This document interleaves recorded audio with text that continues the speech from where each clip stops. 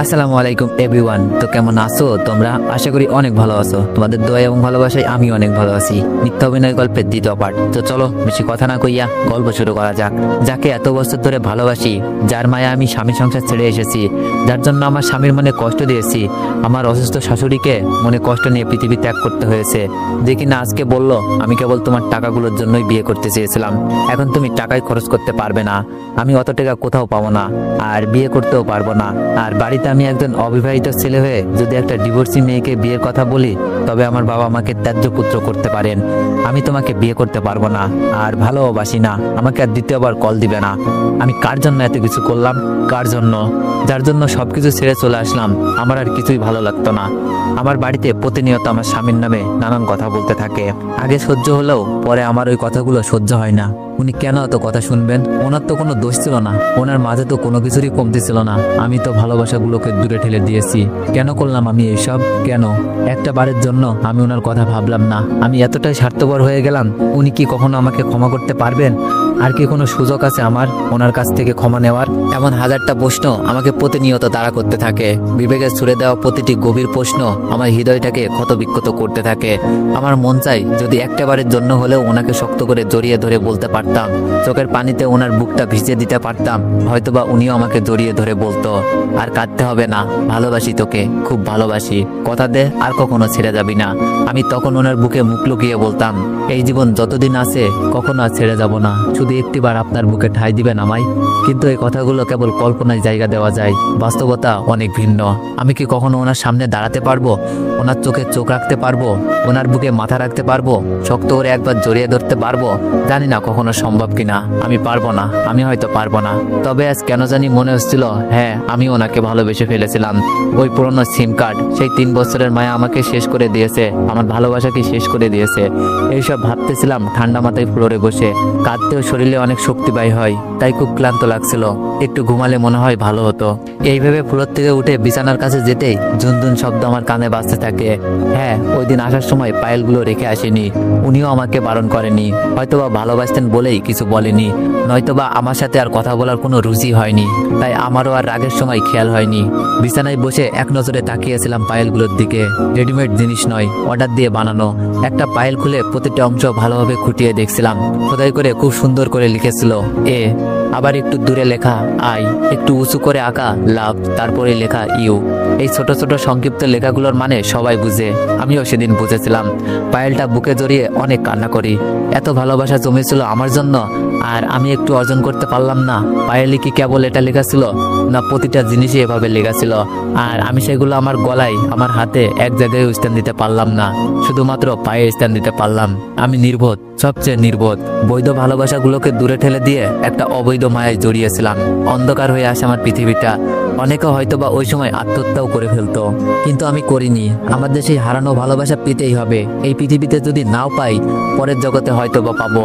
আর যদি আত্মহত্যা করি, তবে তো আর কোনো জগতেই আমি সেই ভালোবাসা পাবো না। সেই চিন্তায় বেঁচেছিলাম। প্রতিদিন ভাবতে থাকি ওনাকে একটু ফোন দিই অন্তত, কিন্তু সাহসে কুলায় না, আমি পারি না ফোন দিতে। এইভাবে প্রায় 10 দিন কেটে যায়, মনে হয় আরো বেশিও হতে পারে। একদিন রাতে খেতে বসছি, তখন একটা মেসেজ আসে। আমি খাওয়া শেষ করে আর সেটা দেখতে মন থাকে না। পরে রাতে ঘুমানোর আগে ফোন হাতে নিলেই মেসেজটা দেখি। মেসেজটা আমার স্বামীর নাম্বার থেকে এসেছে। আমি তাড়াতাড়ি সেটা পড়তে উঠে বসি। অনেক বড় একটা মেসেজ, কি রেখে কি পড়বো আমি বুঝতে পারি না। অবশেষে শুরু থেকে খুব মন দিয়ে পড়তে শুরু করি। উনি লিখেছেন, কেমন আছো? আশা করি খুব ভালো আছো। আমি কেমন আছি তা না বললেও চলবে। আজ আম্মুর মৃত্যু 40 দিন হলো। যদিও এই দিন হিসেবে বিশেষ কোনো কিছুই নেই, তবুও আমি এই দিনটা একটা বিশেষ দিন ধরে নিয়েছিলাম। ইসলামী শরীয়তে 40 দিন প্রশংসনীয়, তাই আর কি।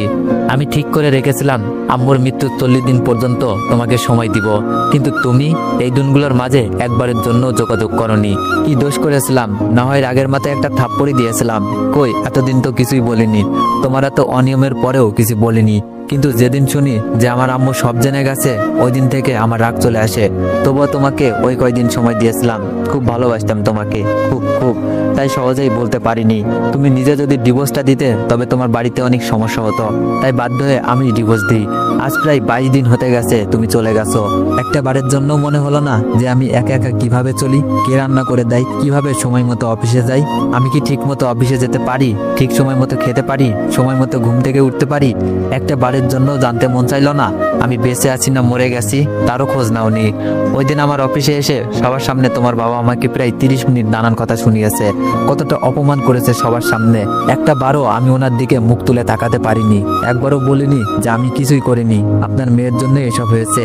বললে হয়তো তুমি অনেক কথা শুনতে, লোকে তোমাকে খারাপ ভাবতো, তুমি অনেক বকা খেতে, তাই ওই দিন তোমার নামে কোনো অভিযোগ করতে পারিনি। কেন জানো? বড্ড ভালোবাসি যে তোমাকে। অফিসের কলিগরা আমার বাজে ছেলে ভেবেছে ওই দিন, কিন্তু আমি একবারও তাদের ভুল শুধরে দিইনি, কারণ একটাই, বড্ড ভালোবাসতাম তোমাকে, কিন্তু তুমি একটুও ভালোবাসোনি আমাকে, একটুও না। তাই প্রতিটা মুহূর্তে কষ্ট কষ্টে তোমাকে ভুলতে শিখেছি, একাকী বাঁচতে শিখেছি। হ্যাঁ, এখন থেকে আর ভালোবাসি না তোমাকে, না একটুও ভালোবাসি না। সব ভালোবাসা শেষ হয়ে গেছে। এখন তোমার জন্য আমার মনে কেবল ঘৃণা ছাড়া আর কিছুই নেই। ক্ষমা করে দিও, তোমার জীবনের অনেকটা সময় আমার কারণে নষ্ট হয়ে গেছে।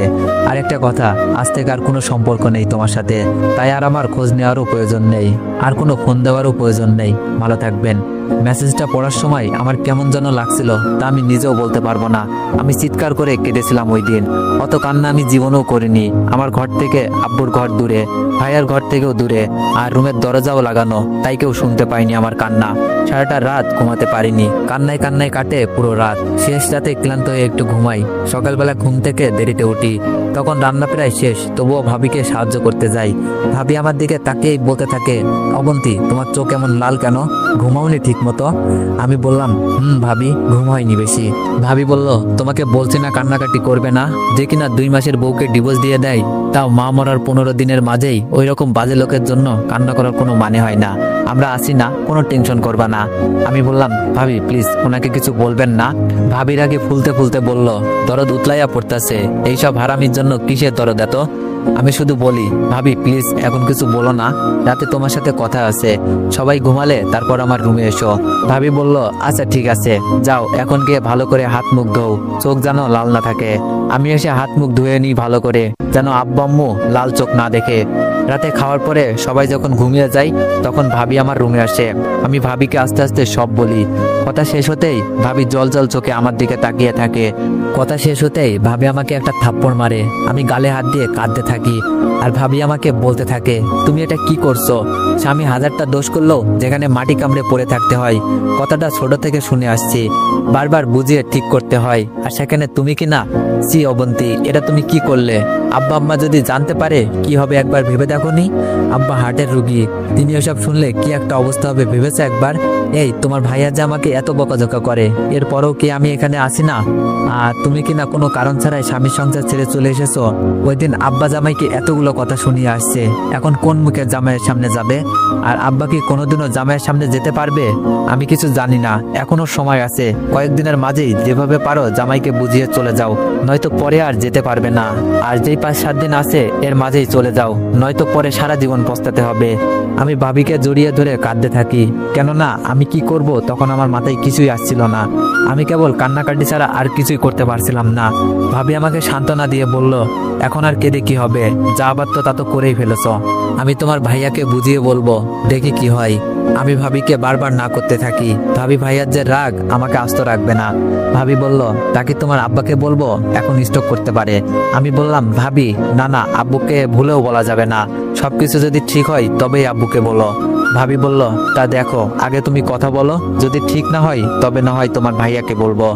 অতপর ভাবি চলে যাই। আমি ওনাকে ফোন দিই, কিন্তু ফোন ঢুকে না, আমার নাম্বারটা হয়তো ব্লক করে রেখেছে। আমি ভাবির ফোন নিয়ে ফোন দিই, 2-3 বার রিং হওয়ার পর উনি ফোন ধরে। সালাম দিয়ে কেমন আছেন বলতেই উনি উত্তর দেয়, আলহামদুলিল্লাহ। কে বলছেন? আমি আমতা আমতা করে বলি, আমি অবন্তী। উনি বললেন, কেন কল দিয়েছেন? আমি উত্তর দিই, কথা ছিল, একটু সময় হবে আপনার? উনি বললেন আমার কোনো সময় নেই আর একবারও কল দিবেন না। আমি কিছু বলতে পারিনি, শুধু কাঁদতে থাকি। যতই চেষ্টা করি কান্না থামাতে, কিন্তু থামাতে পারি না। উনি ওপাশ থেকে কল কেটে দেন। তখন পৃথিবীতে নিজেকে সবচেয়ে বেশি অসহায় মনে হচ্ছিল। নিজের পায়ে নিজেই কুড়াল মারলাম। পৃথিবীর সব সুখ হয়তো আমার জন্যই অপেক্ষা করেছিল।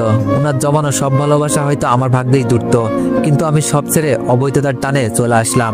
আমার ভেতরটা হাহাকার করতে থাকে। অনেকবার কল দিয়েছিলাম, তারপর একবারও কল রিং হয়নি। ওনার মনে হয়তোবা অভিমানগুলো তীব্র আকার ধারণ করেছে। কষ্ট পেতে পেতে ভিতরটা শক্ত হয়ে গেছে। আমার জন্য হয়তোবা শুধু ঘৃণাগুলোই অবশিষ্ট আছে।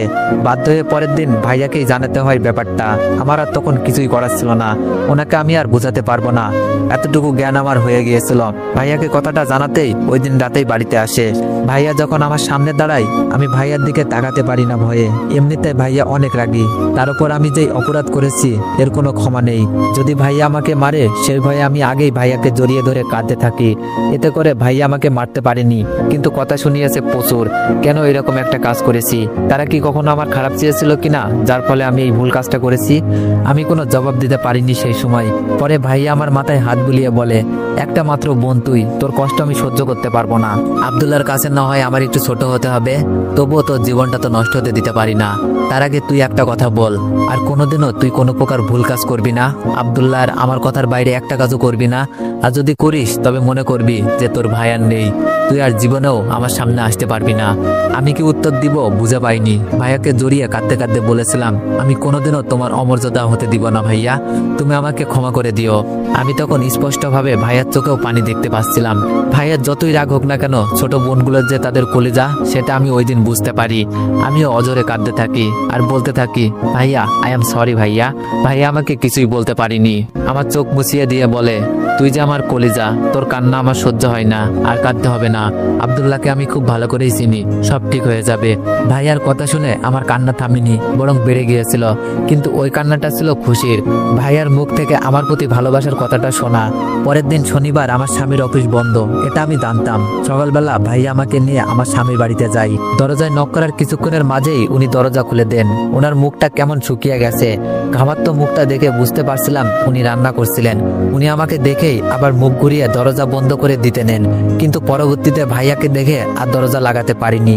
আমরা দুইজন ঘরে ঢুকে পড়ি। ভাইয়া আমাকে দূরে যেতে বলে। তারপর ওনার হাত ধরে কি সব বলছিলেন আমি কিছুই শুনতে পাইনি, কিন্তু সুগন্ধি হয়ে এভাবে ছোট বোনের জামাইয়ের হাত ধরে আকুতু করে কথা বলায় আমার স্বামী বেশ লজ্জা পাচ্ছিলেন। এটা আমি বেশ ভালো করেই বুঝতে পারি। কথা শেষ করে ভাইয়া এক মুহূর্ত দেরি করেনি, হনহন করে বেরিয়ে যায়। ভাইয়া চলে যেতেই উনি আমার সামনে এসে দাঁড়ায়। কিছুক্ষণ কি যেন ভাবতে থাকেন, তারপর ঠাস করে আমার গালে একটা থাপ্পড় লাগিয়ে দেন আর বলতে থাকেন, মেয়েদের মুখের উপরে মারা নিষিদ্ধ, তারপরও মারলাম। কেন আসছেন আবার? আপনার কোন দরদি আছে না? গেলেন না তার কাছে? কেন আসছেন এখানে? কি দরকার ছিল আসার? আজকে আপনার জন্য ভাইয়াকে এইভাবে আমার সামনে দাঁড়াতে হয়েছে। আমি কি জীবনেও আর ভাইয়ার দিকে তাকাতে পারবো? ভাইয়াই বা আমার সামনে আসতে পারবে? আব্বা সেদিন এতগুলো কথা বলে গেছেন আমাকে, এখন আমি কি করে আব্বার সামনে যাব? আর আব্বা জীবনে আমার সামনে দাঁড়াতে পারবে? আমি তাকালেই তো অপমানিত হবেন। কি ভাবছেন নিজেকে? পৃথিবীতে একমাত্র আপনি সব বোঝেন, আর কেউ কিছু বোঝে না। আপনাকে আর কোনোদিনও এই ঘরে আনার ইচ্ছে ছিল না আমার। শুধু ভাইয়ার দিকে তাকিয়ে আমি কিছু বলতে পারিনি। তবে মনে রাখবেন, আসছেন এই বাড়িতে থাকেন, কোনো সমস্যা নেই, কিন্তু ভুলেও আমার কোনো খাদেমদারি করতে আসতে হবে না। এতদিন যেমন ভাবে চলে আসছি বাকি দিনও চলতে পারবো। অতবার আমাকে কিছু বলার সুযোগ না দিয়ে রান্না করে চলে যান। আমি যে জীবনে কি জিনিস হারিয়েছি তা তখন বুঝতে পারি। কত আদর আহ্লাদ ভালোবাসা হয়তো আমার জন্য ছিল, কিন্তু ক্ষণিকের ভুল আমি সব হারিয়েছি। বাবা মার সামনেও আমি অপরাধী হয়ে গেলাম।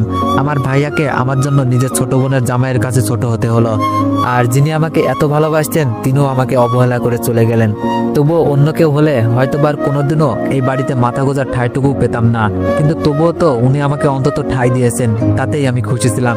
ওই দিনের পর থেকে আর কখনো ওনার ভালোবাসাটুকু পাইনি, কখনো সুযোগ পাইনি ওনার বুকে একটু মাথা রাখার। ঘুমের মাঝেও একবারের জন্য জড়িয়ে ধরতে পারিনি, একটি বারের জন্য কাঁধে মাথা রেখে কাঁদতে পারিনি।